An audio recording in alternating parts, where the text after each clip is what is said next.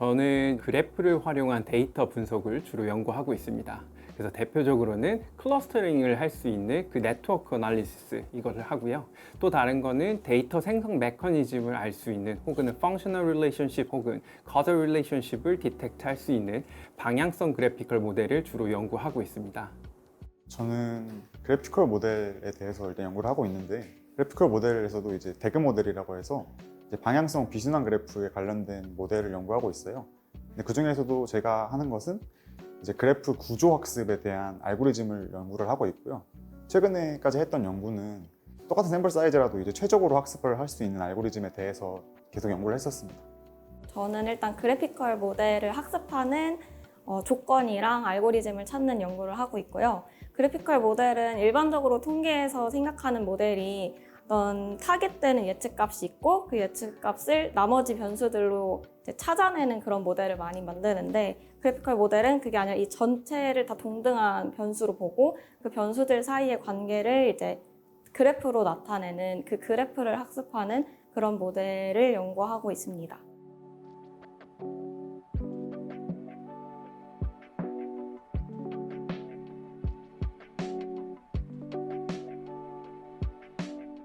방향성 그래피컬 모델 같은 경우에서는요, 아주 다양한 변수가 있을 때 변수 간에 어떠한 관계가 있는지를 찾는 것을 주 목적으로 하고 있습니다. 그래서 예를 들어서 우리 사회과학에서 어떤 정책을 만들면 그 정책이 어떤 타겟하는 목표가 있을 거예요. 그럼 이 목표를 이루는 데 있어서 이 정책이 얼마만큼 효과적인가, 이런 것을 또 알 수가 있고요. 외적으로 이 정책이 그 현상뿐만 아니라 다른 곳에 어떠한 부작용을 일으킬 수도 있거든요. 그런 것들도 이제 그래프 구조를 통해서 어떠한 사이드 이펙트가 일어날 수 있겠구나, 이런 걸 이제 가늠해 볼 수 있는 지표로서 우리가 활용을 할 수가 있습니다. 똑같은 방법으로 저희가 신약을 만든다고 하면요, 어떤 이제 질병을 치료하기 위해서 약을 만들 텐데, 그럼 이 약이 그 질병에 얼마만큼의 효과가 있는지 이런 걸 판단할 수 있는 어떤 능력을 보여줄 거고요. 마찬가지로 우리가 의도하던 의도하지 않았던 어떠한 직간접적인 영향으로 또 사이드 이펙트가 나올 건데요, 그 부작용도 우리가 가늠해 볼 수가 있습니다.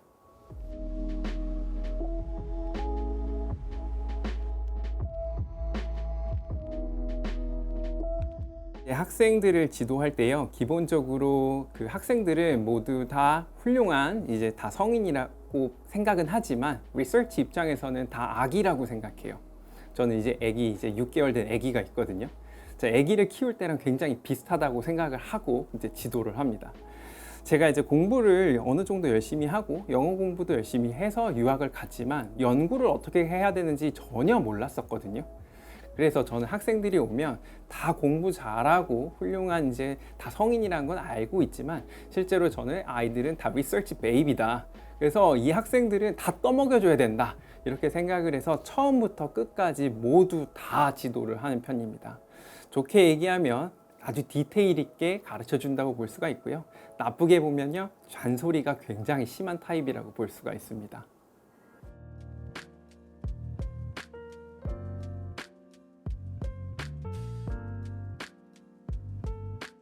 연구자가 되는 하나의 길이 이제 박사 과정, 이 과정을 거쳐야 되잖아요. 이게 긴 어둠의 터널이라고 봅니다. 끝이 보이지 않는 그 어둠의 터널을 혼자 이렇게 더듬어 가면서 헤쳐나가는 과정인데, 그게 보통 4년에서 5년 정도 걸린다고 생각이 들어요. 그래서 일단 가장 중요한 덕목은 인내심입니다. 자기가 아무리 똑똑해도 사실은 똑똑한 만큼 굉장히 어려운 문제에 도전을 하게 되잖아요. 물론 지도 교수님이 당연히 어려운 문제를 도전하게끔 유도를 하게 됩니다. 그렇기 때문에 이 사람이 아무리 똑똑해도 그 문제를 푸는데 2년 혹은 3년 이렇게 긴 시간이 걸리게 돼요. 그럼 스스로 자괴감에 빠지고 나는 이 길이 아닌가, 이런 생각이 들 텐데, 거기에 굴하지 말고 인내심을 갖고 계속해서 도전하는 그 도전 정신도 필요하다고 생각을 합니다. 물론 체력도 굉장히 중요합니다. 어느 순간 힘들면 이제 쉬기 시작하거든요. 하지만 거기서 굴하지 말고 계속해서 공부를 해야 된다고 보고요. 인내심, 체력, 도전 정신, 이렇게만 있으면 연구자로서 충분히 성공할 수 있을 거라고 생각을 합니다. 일단 저희 연구실에서 그래피컬 모델을 주로 연구를 하다 보니까 그래피컬 모델 같은 경우는 사실은 사전 지식을 알고 들어오는 사람들이 사실은 거의 없어요. 원래 이 그래피컬 모델가 생소한 분야다 보니까 그냥 제가 생각하기에 덕목은 그냥 새로운 거를 그냥 언제든 공부할 수 있는 의지? 생소한 거를 처음부터 공부를 해야 되는 게 될 것 같아요. 제 생각에는 그래프 이론이라던가 하는 것들을 좀 공부를 해야 되는데 크게 거부감이 없으시면 좋을 것 같습니다. 입학한 지 1년 조금 넘어가지고 제 연구를 막 하는 정도는 아니어서 그런 건 잘 모르겠지만 교수님이 계속 말씀하시는 거는 논문 읽고 나서 그냥 공부하듯이 이해하려는 거에만 멈추지 말고 이걸 어떻게 바꾸면 좋을지 아니면 얘의 한계점이 뭔지를 바탕으로 바꿀 걸 찾거나 뭐 약간 이런 식으로 생각하려는 습관을 많이 가지라고 하셔서 저도 그렇게 연습을 하고 있습니다.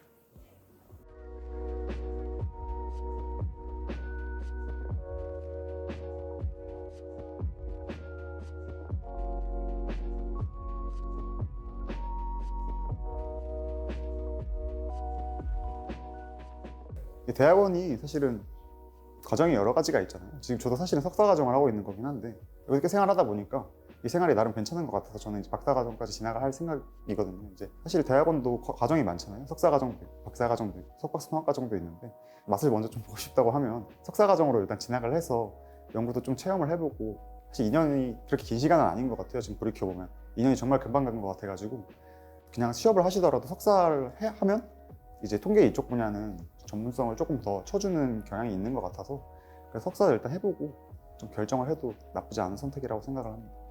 저는 생소한 분야라는 게 더 좋다고 느끼기는 했었거든요. 뭔가 이 커뮤니티 자체가 엄청 넓지는 않은 게 어떻게 보면 좀 위축되는 느낌이 있을 수도 있지만 그 안에서 더 똘똘 뭉치는 느낌이 있을 수도 있고 아니면 아직 확대된 부분이 많지 않으니까 일단 발만 뻗으면 왠지 아무도 안 했을 것 같은 그런 게 있을 수 있어서 좋게 보면 또 충분히 장점이라고 생각합니다.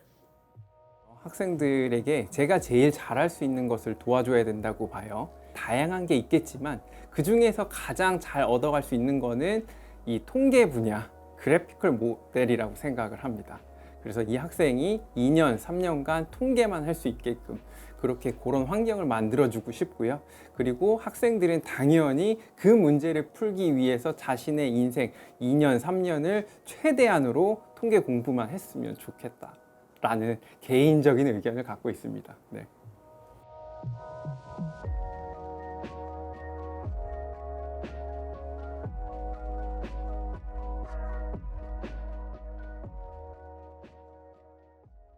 혹시 뭐 다시 답변하고 싶으신다고? 아니요, 괜찮아요. 네. 이렇게 마무리 네네. 하도록 하겠습니다. 네, 교수님께 시간을 여쭤보는 연락을 남기자마자 교수님이 몇 시부터 된다? 그리고 올라갈 때 얘기해 줄게. 이렇게 와가지고 이거는 그냥 알고 오시는구나.